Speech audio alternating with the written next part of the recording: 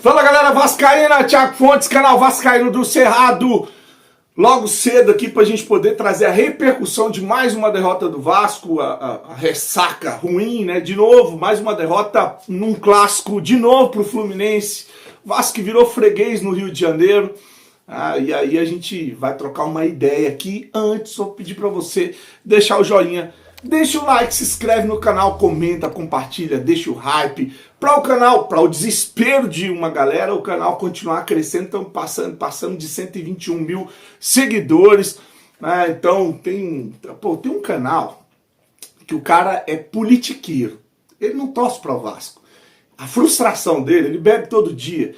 Porque o político dele não entrou, não é presidente do Vasco. Aí esse cara, coitado, ele tenta falar de futebol, ele até tenta. Quando o Vasco vence, ele some, ele não grava. Raramente ele coloca a cara. Agora quando perde, o primeiro vídeo que sobe no YouTube é o dele. E aí ele tenta falar de futebol, só que ninguém vê, cara. Ninguém vê, ninguém tá nem aí para o que ele fala de futebol. Aí o que ele faz? Ele apela, vem aqui, vou lá no canal do Vascaíno Cerrado, que uma galera gosta de assistir o cara, vou pegar algum trecho que eu discordo e vou fazer um vídeo, botar aqui YouTube, vou xingar o cara, porque aí assim eu vou ganhar visualização. É só assim que ele consegue fazer com que as pessoas assistam o canal dele. Quando ele coloca o título YouTube, ou quando ele coloca foto de YouTube na capa, aí ele consegue visualização. Falando de futebol mesmo, coitado, dá pena, dá dó, né? E aí ele ficou puto, porque eu falei mal do Ryan. Chamou o Ryan de cabaço. O Ryan foi o melhor em campo. Ele que esse cara tá falando. Oh, meu Deus do céu. Ô, inocente. Ô, pulga de político. Carrapato de político. O que eu falei ontem, teve gente que veio aqui e até comentou, pô, Thiago, mas o Ryan foi o melhor em campo.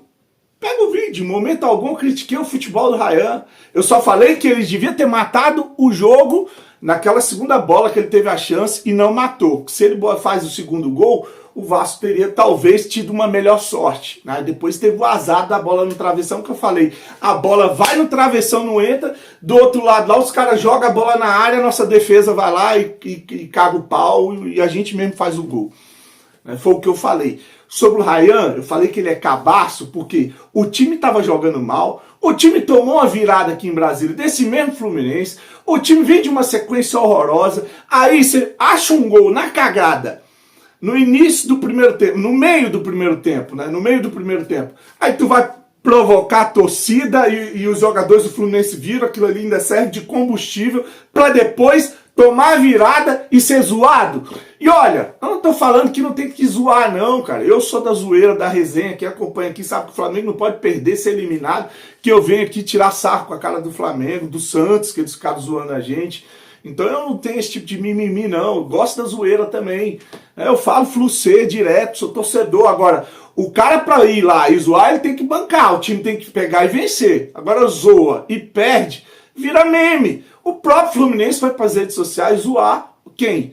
Zoar o Ryan. Teve torcedor gravando vídeo zoando o Ryan, né? Foi lá falar com ele, né? E aí o Ryan, que aí o segurança lá, até tem um vídeo aí dizendo que o cara depois vai para cima desse torcedor, enfim. Ficou feio, né? Ficou feio. Por quê? Porque o cara é cabaço, foi o que eu falei. É cabaço. Se tivesse ali aos 44 do segundo tempo, fizesse 45, fizesse o gol da virada ou o gol da vitória e fosse zoar, beleza, aí é inteligente. E eu falei no vídeo, até pra zoar você tem que saber o time, você tem que ser inteligente. Nem pra zoar esses caras prestam. E aí a pulga, o carrapato de político, foi fazer vídeo, aí, o cabaço, porque se ele não bota, ele não ganha visualização. Então deixa o coitado ficar me colocando lá, falando de mim, porque primeiro ele direciona a galera que não gosta para vir para cá comentar e o vídeo acaba sendo impulsionado e ele acaba ganhando um pouquinho de visualização, porque falando de futebol, o coitado não consegue prosperar na internet. Não, porque ele é amarrado à política, então ninguém quer ver ele falando de futebol, quer ver ele falando de ódio, de política, quer ver ele xingando no YouTube. Se não for assim, ninguém, nem a galera que curte ele para assistir ele para falar de futebol.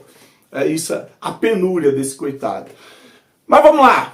O Fernando Diniz, na entrevista coletiva, ele falou do Ryan, tá? Ele falou do Ryan Ele primeiro elogiou, disse que o Ryan tem um potencial do caramba, mas ele falou sobre essa atitude que ele não sabia. A jornalista fala lá para ele na hora da entrevista, e aí ele fala que ele reprova a atitude do Ryan e diz que vai conversar com o jogador, fala que ó, isso é coisa para torcedor, nós, jogadores, profissionais, temos que respeitar o adversário, aquele papo clichê que é lógico que rola, mas eu gosto do futebol da zoação, tenho saudade sim da época do Romário, Edmundo, que a galera que ia pro estádio pra zoar, né, o Edilson Capetinha, enfim, dessa turma aí que era futebol raiz, Vampeta, Edilson, enfim, gostava dessa provocação, desse clima, e fazia o futebol ficar mais vibrante, né? A coisa, os clássicos, a rivalidade, tudo era bem mais intenso, era mais legal.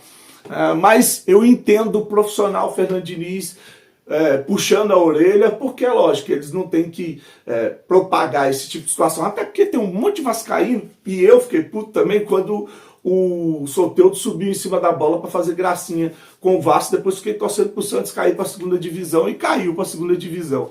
Mas vou deixar aí o Fernando Diniz falando dessa situação. Sobre esse gesto, o que você acha dessa atitude dele? Obrigada. Bom, eu não sabia e não concordo. Eu acho que isso é um tipo de gesto que cabe pro torcedor. O torcedor fazer isso, tudo bem. Mas pra gente que tá no meio do futebol, a gente não deve fazer. Então o Ryan é um jovem que não tem porquê esse tipo de coisa. Na minha opinião, eu discordo. E vou falar com ele que não tem necessidade desse tipo de coisa. A gente tem que jogar e respeitar nosso adversário e fazer o melhor possível dentro do campo. E esse tipo de provocação para a torcida é extremamente saudável, mas não é o nosso papel. Uma notícia sobre ontem, antes de continuar o vídeo, um carro perdeu o controle, bateu no muro ali de São Januário, tá? Descendo a barreira ali, bateu, se chocou contra o muro, pancada forte, tá?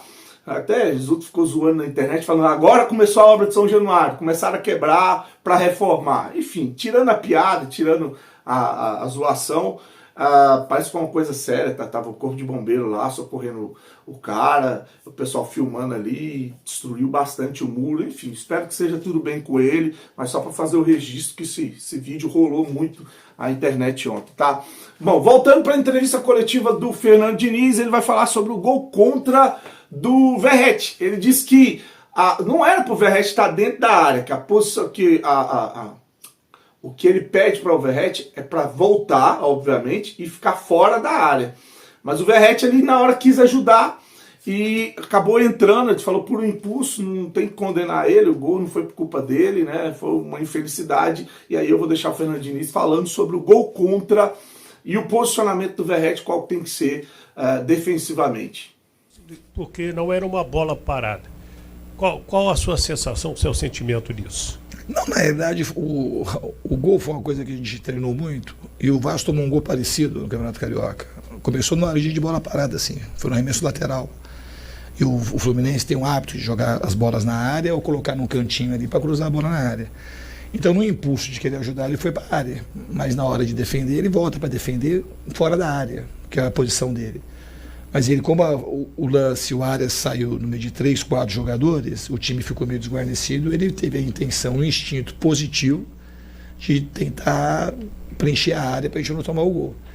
Então a gente não pode culpar o Verratti, porque ele está ali, muito pelo contrário, ele estava ali solidariamente para tentar ajudar. Para finalizar, o Fernando Diniz vai contar uma história agora que eu achei estranha. Ele disse que o Paulinho não era para ter entrado no lugar do Hugo Moura, que a substituição foi errada, que a ordem que ele deu para o Paulinho era que era para ele entrar no lugar do Nuno Moreira. Só que o Paulinho fala para ele depois que avisou o quarto árbitro, que o quarto árbitro deve ter entendido errado e que chamou o jogador errado. Acabou não saindo o Nuno Moreira, e aí ele já tinha tirado o Cocão, que tinha tomado cartão.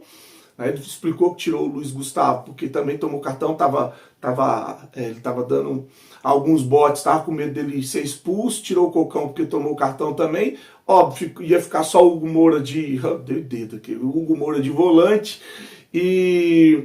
E aí ele fala que não era para ter saído o Hugo Moura, era para ter saído o Nuno Moreira, mas por causa de uma falha, erro de comunicação, fizeram a troca errada. Nosso campo.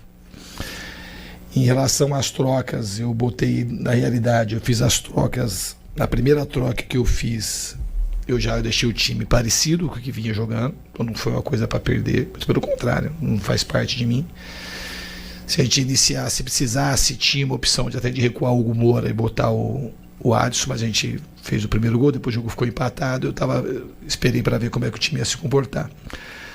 Mas eu fiz uma troca primeira do zagueiro pelo zagueiro, porque o Luiz, ele estava saindo muito à caça, ele estava amarelado já, e também tinha um pouco de receio dele ser expulso. O Lucas Freitas é um jogador um pouco mais experiente, que vinha jogando até então, antes da minha chegada, é um jogador que eu gosto também. E tirei o Matheus Cocão, que também estava amarelado, e botei o Adson. Então o time ficou com as características já mais ofensivas. E depois eu coloquei o Paulo, nas trocas eu coloquei o Paulinho, e na verdade o Paulinho era para ter entrado no lugar do Nuno Moreira ali. Não era para ter entrado no lugar, ele falou o nome e segundo ele o quarto árbitro entendeu errado, porque a gente ia fechar um pouco mais o meio, ele ia ajudar ali um pouco mais, que é o lado forte do Fluminense, que é o lado direito, e com liberdade para dar volume no jogo. E aí o Tietê pediu para sair, estava cansado, a gente colocou o esforço, porque tinha saído o Hugo Moura, que não era para ter saído. As trocas foram essas. Para finalizar aqui, vou mandar um recado sobre inveja, tá? Separei até 2 frases para ler aqui sobre inveja. E eu sei que, tipo, tem uma galera que ama o canal, que manda mensagem. Quando eu vou no estádio assistir o Vasco jogar, coisa que essa galera que torce para político, para grupo político não faz. O carinho é uma coisa, assim, absurda, né? Às vezes estou no comércio, às vezes estou no trânsito, então as pessoas param para falar comigo, param para dizer que gostam do canal, que assistem, em vários lugares, não só aqui em Brasília, tá? Então, isso é óbvio que tem esse lado legal da galera que vê com carinho, que vê com admiração, né? Que vê ali um torcedor que se sente representado, e lógico que vai ter a turma que vai torcer contra. Lógico que vai ter a turma que vai se incomodar de ver você brilhando, de ver você crescendo, de ver você prosperando. Isso eu não estou falando só aqui de canal, não. Estou falando na vida, estou falando no trabalho. Às vezes você sofre com isso, né? No dia a dia, sua família. Às vezes você tem um filho, uma família bonita, né? Casado.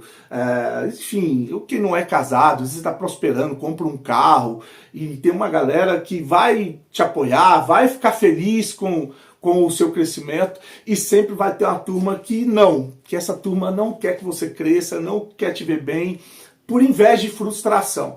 Então eu vou ler uma mensagem aqui, que ela diz o seguinte, ó: a inveja é uma doença que provém certamente da incapacidade de fazer, ter ou ser o que o outro é. E uma outra frase que é bem legal diz assim, ó: quem critica constantemente, muitas vezes, está apenas disfarçando a sua própria inveja. Então é inveja, gente. Isso aí é inveja, tá? Só pra a gente ficar um final de semana tranquilaço, né? Eu vou desejar para você um domingo abençoado, que Deus possa estar abençoando a sua família, a sua vida, te livrando de todo mal, de toda inveja, de todo ódio e raiva de quem não tem capacidade de ter ou ser o que você é, independente de classe social, tá bom? Curte o vídeo, se inscreve no canal, fique com Deus e saudações vascaínas.